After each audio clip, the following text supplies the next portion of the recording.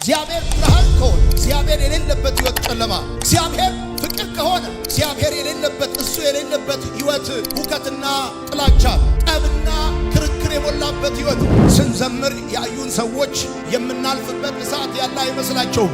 ስንዘምር ያያችሁን እሳት ስላልነደደብን ሳይሆን ከእሳቱ ጋር ለኛ ብቻ የሚታይ መለኮት ስላለ በጣም የሚያስጨንቃችሁ፣ ወደ ጓዳ ስትገቡ የሚያስጨንቃችሁ፣ ወደ ሳሎን ስትወጡ የሚያስጨንቃችሁ፣ በጣም እንቅልፍ የነሳችሁ ነገር ሊኖር ይችላል። የህይወታችሁ ባለቤት የህይወታችሁ ጌታ ዛሬ ማለዳ እንደዚህ ይላችኋል፣ ሰልፋችሁን ወስጄዋለሁ። እግዚአብሔር በሌለበት የሰበሰባችሁት የሰበሰብሽው የደረስክበት ወይም ደግሞ የምታስበው ነገር ከቤቱ ወጥተህ ከሐሳቡ ርቀህ በብዙ የህይወት አቅጣጫ በሚመስል የህይወት ጎዳና ነገሮችን ስታጠበጥብ መስሎት ሊሆን ይችላል። ነገር ግን አንድ ነገር እነግርሃለሁ፣ እግዚአብሔር የሌለበት ህይወት መደምደሚያው መፍረስና ሞት ነው።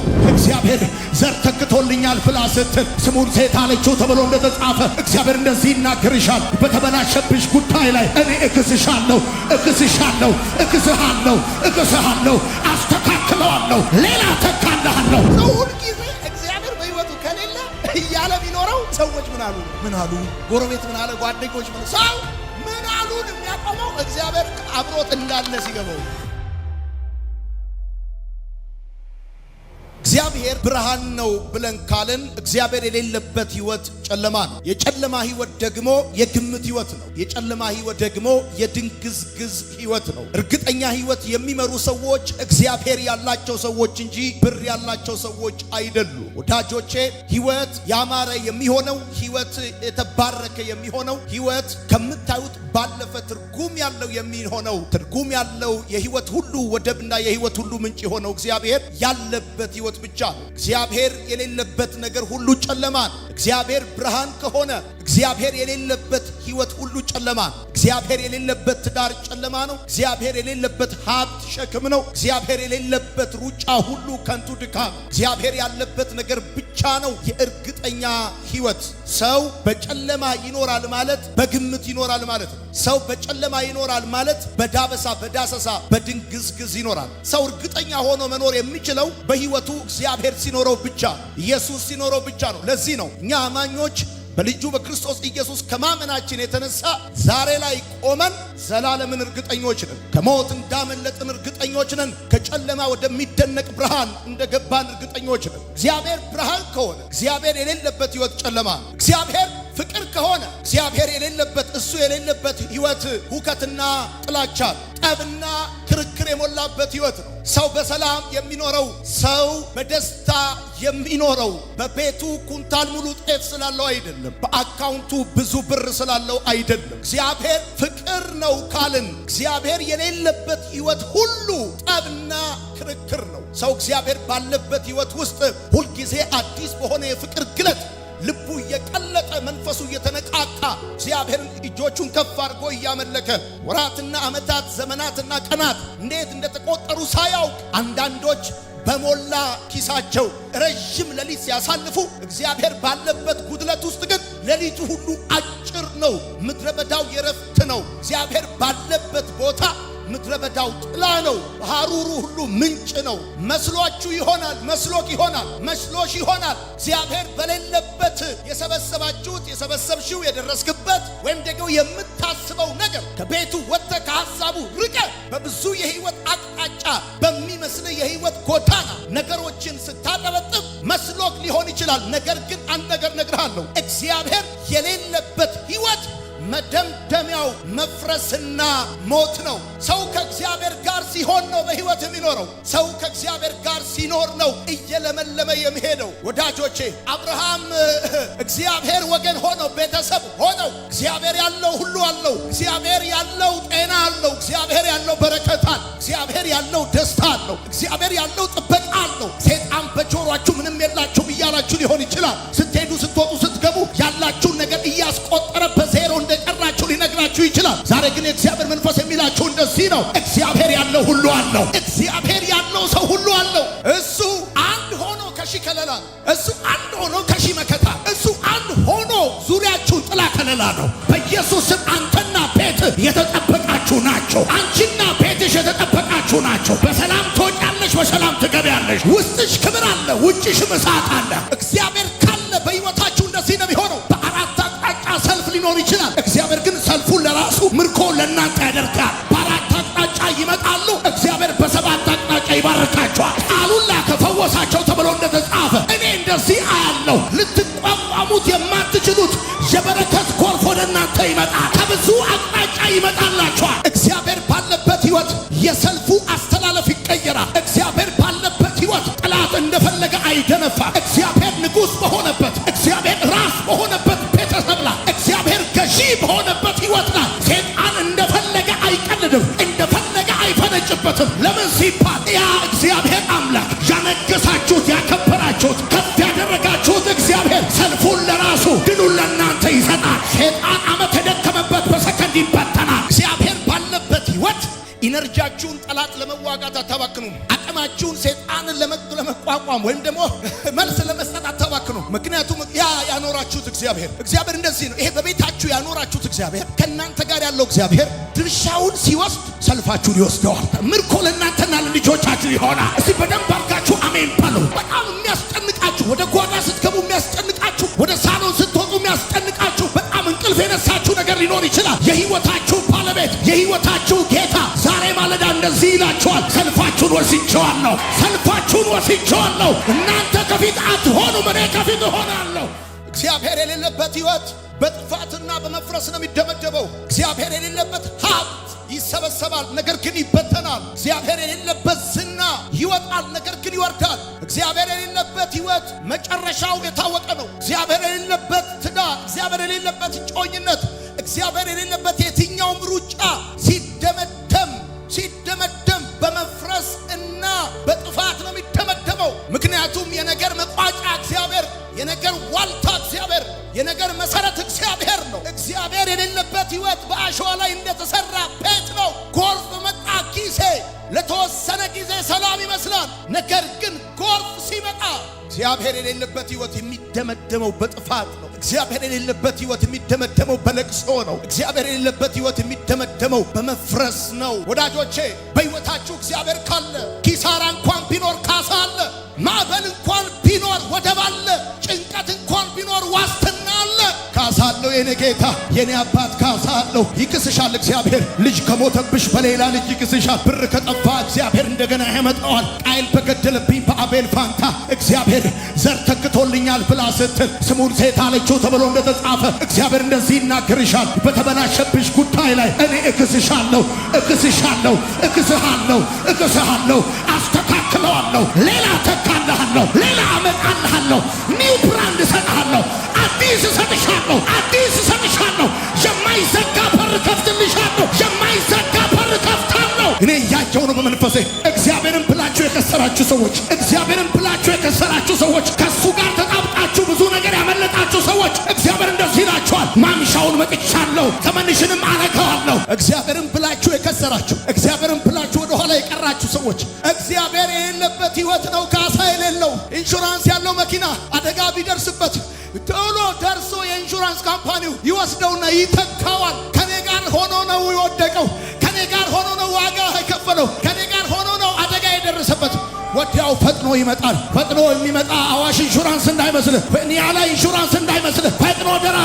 ፈጥኖ ደራሽ የወደቀውን የሚያነሳ፣ የተዘጋውን የሚከፍት፣ የተበላሸውን የሚያስተካክል። ዛሬ አሜን የሚል ሰው ካለ በኢየሱስም የካሳ መንፈስ ያገኛቸዋል፣ የካሳ ጊዜ ያገኛቸዋል። ምንም እንኳን እግዚአብሔር የሌለበት ሕይወት ሙላት ቢኖረውም ትርፍ ቢኖረውም የጎደሉ ቀን ግን ካሳ የለውም። የወደቁ ቀን ግን መጠገን የለውም። የተሰበሩ ቀን ፈውስ የለውም። እግዚአብሔር ያለበት ሕይወት ግን ኪሳራ ቢኖርበትም ካሳ ግን ስላለው እንዲህ እንደሆነማ ሕይወት አያበቃም። እግዚአብሔር ምስክሬ ነው። ያስጨነቁ እያዩ ስትጨነቅ እያዩ እግዚአብሔርን አርፈ አመስግነኸው መጽሐፉን ይዘ ስሙን ጠርተ አክብረኸው ነው የምታልፈው። አሜን ይባላል። አክብረሽው ነው የምታልፈው። አሜን ይባላል። የረፍት ዘመን መጣ። የዜማ ጊዜ መጣ። ከማዕበሉ የምትሆኝበት ጊዜ መጣ። ሁሉ በሰላም በደህና ደረሱ ተብሎ እንደተጻፈ ያ የጭንቅ ሌሊት አልፎ ያ የፍርሃትና የሞት ጊዜ አልፎ ወደ ዳር ደረሱ፣ ወደ ጥግ ደረሱ። ዛሬ ነግራችኋለሁ። እግዚአብሔር ምስክሬ ነው። ያንዳንዶቻችሁ ማዕበል እግዚአብሔር እንደዚህ ይለኛል፣ ዛሬ በቃ ይለኛል ጌታ። ዛሬ አበቃ ይለኛል ጌታ ዛሬ መድረስ ይሆንላችኋል። መቼ ነው ለኔም ተራው የሚደርሰኝ ያላችሁ ሰዎች እግዚአብሔር እንደዚህ ይላችኋል፣ ዘንድሮ ነው ይላችኋል። እግዚአብሔር ካለ በእሳት ውስጥ መዝሙር አለ፣ በእሳት ውስጥ ቅኔ አለ። እግዚአብሔር ካለ ወዳጆቼ ስንዘምር ያዩን ሰዎች የምናልፍበት እሳት ያለ አይመስላቸውም። ስንዘምር ያያችሁን እሳት ስላልነደደብን ሳይሆን ከእሳቱ ጋር ለኛ ብቻ የሚታይ መለኮት ስላለ ነው። ያ ንጉሥ እንዳለ ወደ እሳቱ የጣልኩት 3 ሰው ነበር፣ አሁን ግን የማየው 4 ነው እንዳለ አይኖቻችሁ ተከፍቶ ብታዩ እግዚአብሔር ምስክሬ ነው። በእሳት ውስጥ ሆናችሁ መዝሙር ያቀበላችሁ ልባችሁን ያጽናና አንገታችሁን ቀና ያደረገ በእሳት ውስጥ ሆነን ዘመር። አንዳንዶች ያለ እግዚአብሔር ሞልቶላቸው ያልዘመሩትን መዝሙር እኛ ግን በእሳት ውስጥ ሆነን ከእግዚአብሔር ጋር እጆቻችንን አንስተን በየሳምንቱ እሁድ በየሳምንቱ ዓርብ በየቤተ ክርስቲያኑ ሄደን ስንዘምር የሞላልን መስሏቸዋል። ነገር ግን አንድ ነገር እናውቃለን፣ እኛ እግዚአብሔር ያለበት ሕይወት በእሳት ውስጥ መዝሙር አለው። እግዚአብሔር የሌለበት ሕይወት ወደ ተሰበረ ድልድይ እንደሚጓዝ ሰው ይመስላል። ወደ ተሰበረ ድልድይ የሚጓዝ ሰው መንገዱን ይከልሳል። እግዚአብሔር የሌለበት ሕይወት የክለሳ ሕይወት ያለበት፣ መሄድ ግን መድረስ የሌለበት የቀን ማሳለፊያ የእድሜ ማባከኛ የሆነ ሕይወት። ወደ ተሰበረ ድልድይ የሚሄድ ሰው መንገዱን እንደሚከልሰው እንዲሁ እግዚአብሔር የሌለበት ሕይወት የክለሳ ሕይወት። እግዚአብሔር በሌለበት የሄድከውን መንገድ ሁሉ ትከልሰዋለህ። ይገርማል። እግዚአብሔር በሌለበት ከድህነት ሀብት ጋር ብትገባ ትከልሰዋለህ። ብዙ ሰዎችን አስከልሷቸው አይተናል። ያለ እግዚአብሔር ችግሩን ያለፈ ይከለሳል። ያለ እግዚአብሔር ከድህነቱ የወጣ ወደ ድህነት ይከለሳል። ያለ እግዚአብሔር ከፍ ያለ ወደ ዝቅታ ይከለሳል። አንድ ሰው አለ ከእግዚአብሔር ጋር ማጣትን ከተራመድከው ደግመህ አትኖረው። የሰማኝ ደግመህ ያንን ሕይወት ድጋሚ ለምን ኖረዋል? አብረህ ነው ከእግዚአብሔር ጋር ያንን ሕይወት የኖርከው። እግዚአብሔር ምስክሬ ነው። ይኸው ዛሬ ማለዳ እግዚአብሔር እንደዚህ ነው የሚላችሁ፣ ከኔ ጋር ሆናችሁ እየኖራችሁ ያላችሁትን ሕይወት ይላችኋል ጌታ፣ አትደግሙትም በኢየሱስ። ከዚህ በኋላ ተመልሶ አይመጣም ወደ ሕይወታችሁ። ምንድነው እግዚአብሔር እያላችሁ ያለው? ያንን ያንገፈገፋችሁ፣ ያንን ያስለቀሳችሁ፣ ያንን በጣም እስክትላችሁ ድረስ ያስጨነቃችሁን ያንን ሕይወት ይላችኋል እግዚአብሔር፣ አትደግሙትም። አሜን ባለው። እግዚአብሔር የሌለበት ሕይወት ከመቆም አይሻል፣ ከመቆም የሚሻል ይወጣል። ያው መሄድ ግን መድረስ የሌለበት ድጋሚ የማይደርሳችሁ ደብዳቤ አለ። ድጋሚ ሁለተኛ ጊዜ የማይመጣ ወደ እናንተ። እግዚአብሔር የሌለበት ትዳር በፍቅር ሳይሆን በስሌት ነው የሚሆነው። ታውቃላችሁ? ብር አለው ወይ? ብር አላት ወይ? ፓስፖርቷን ቀይራለች ወይ? ቀይሯል ወይ? በስሌት የተጀመረ ትዳር መጨረሻው ስለት ነው። እግዚአብሔር የሌለበት ሕይወት መድከም ግን መክበር የለበትም። መብላት ግን መጥገብ የለበትም። መጠጣት ግን መርካት የለበትም። መልበስ ግን ማባር የለበትም። እግዚአብሔር የሌለበት ሕይወት የ40 ሺህ ብር ሱፍ ለብሰ የተላከ ሰው ልኮ ዕቃ አምጣ ያለ ልክ የልብስ ማስጫ ላይ እንደተሰቀለ ነው ልብሱ ራሱ የሚሆነው ላይ ረዝሞ ያንተ ነው ግን የሰው ነው የሚመስለው። እግዚአብሔር ያለበት ሕይወት የ6 ብሩ እንዴት እንደሚያምር። እግዚአብሔር የሌለበት ትዳር መውለድ አለበት ግን ማሳደግ የለበት። እግዚአብሔር የሌለበት ህብረት አብሮ ሌሎችን ለማጥፋት። እግዚአብሔር ከሌለበት ህብረት እግዚአብሔር ያለበት ብቸኝነት ይሻላል። 5 ጻፉ። እግዚአብሔር የሌለበት ሕይወት ቀጥሎ ምን እንደሚሆን የማይታወቅበት ሕይወት። ስላለፈው ታሪክ ይነግረናል፣ ስለ ነገ ግን እግዚአብሔር ነው የሚነግረን። ስለ ነገው የሚነግረን እግዚአብሔር ብቻ ነው። ታሪክ ስላለፈው ነው የሚነግረን። ስለዚህ እግዚአብሔር ያለበት ሕይወት ቀጥሎ ምን እንደሚሆን የሚታወቅበት ሕይወት። ቀጥሎ በሕይወቴ ምን እንደሚሆን ሰው እግዚአብሔር ባለበት ሕይወት ውስጥ ሆኖ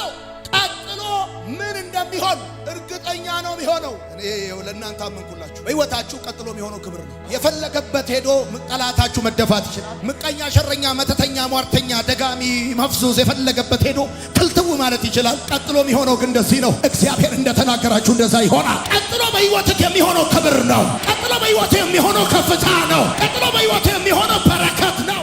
ሰው ከእግዚአብሔር ጋር ሆኖ ከዚህ በኋላ አይልም። ምንድነው መሆነው አይልም። ከእግዚአብሔር ጋር የሆነ ሰው ቀጥሎ ያለው ሕይወቱ ይታወቃል። ለምሳሌ ስለ ትላንት የሚነግር ታሪክ ብቻ ነው። ታሪክ ማውራት የሚችለው ስለ ትላንት፣ ኢቭን ጓደኞች እንኳን ማውራት የሚችሉት ስለ ትላንትና ስለ ዛሬ፣ ስለ ነገ ማንም ሰው ፕሪዲክት ሊያደርግ አይችልም። እግዚአብሔር ያለበት ሕይወት ፍቅር የቀደመበት ዋስትና ያለበት። ይገርማችሁ፣ ፍቅር ቀድሞ ይሻገራል። እግዚአብሔር ገና ላልኖራችሁበት ዘመን እኔ ያለሁላችሁ ይላል። ዮሴፍ የተረሳ ብቻ አልነበረም።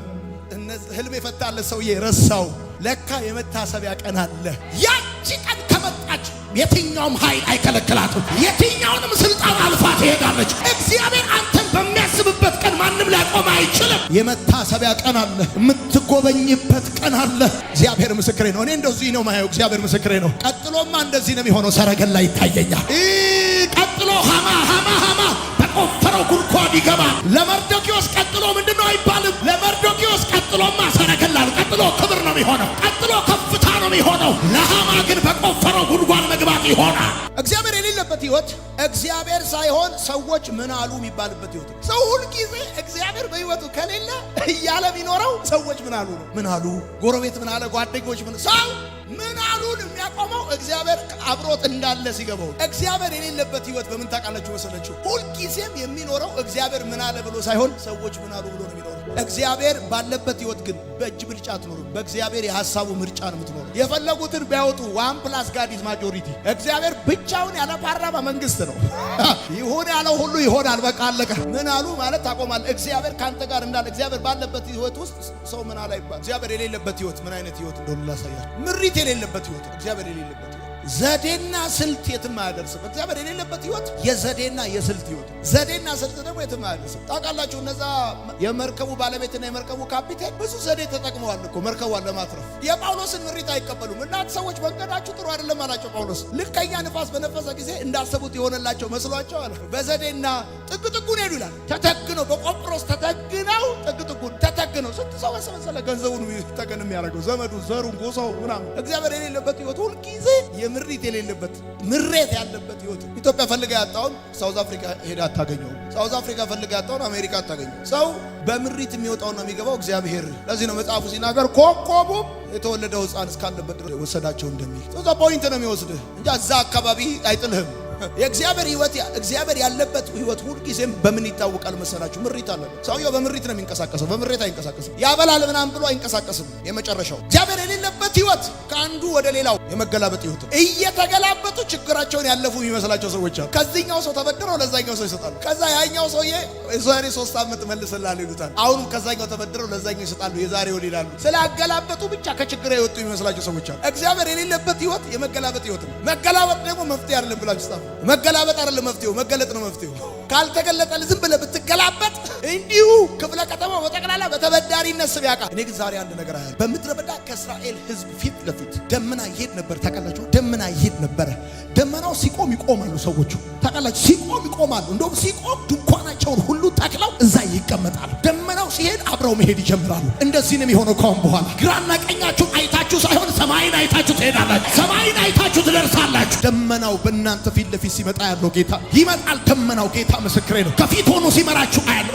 እኔ እያየሁኝ ነው። በደንብ ነው የማየው። ከፊት ሆኖ ይመራችኋል። ጠላት ሲመጣባችሁ ደግሞ ወደ ኋላ ይዞርና በእናንተና በጠላቶቻችሁ መካከል ልዩነት ያደርግላችኋል። አሜን ይባላል። የማይከለስ ህይወት ትኖራላችሁ። የማትደግሙትን ህይወት ነው የምትኖሩት። አንተ ስላለህኝ አመሰግናለሁ በሉት። አቤቱ አንተ ስላለህኝ እኔ በስሌት አይደለም የምኖረው። ዘመኔን ፍቅር ቀደመው፣ ባርኮት ቀደመው። የተቀደመ ዘመን ነው የምኖረው። ቀጥሎ ያለው ነገር ምን እንደሆነ ዛሬ ተነግሮኛል። ቀጥሎ ክብር እንዳለ ተነግሮኛል። ቀጥሎ ብዛት እንዳለ፣ ስፋት እንዳለ። ጠላት ቀጥሎ ውርደት ሊያወራ ይችላል። እግዚአብሔር ግን ቀጥሎ እንደዚህ ይላል። የሞት ድምፅ በህይወት ድምፅ ይሻራል። የውድቀት ድምፅ በመነሳት ድምፅ ይሻራል። ኪሳራ ካለ ካሳ አለ በሉት። ንገሩት ለሁኔታችሁ። ካሳ አለኝ በዚህ ዓመት ደግሜ አልኖረውም። ያንን ህይወት እግዚአብሔር አለኝ። መታመኛ ያደረግኩት፣ መደገፊያ ያደረግኩት፣ ተገን ያደረግኩት፣ መከታ ያደረግኩት፣ ከለላ ያደረግኩት። ጥሳችሁ ስትወጡ አያለሁ። አልፋችሁ ስትሄዱ አያለሁ። በትር እጃቸው ላይ የሚገባ ሰዎች አሉ። በትር እጃቸው ላይ ይገባል። የገዢነት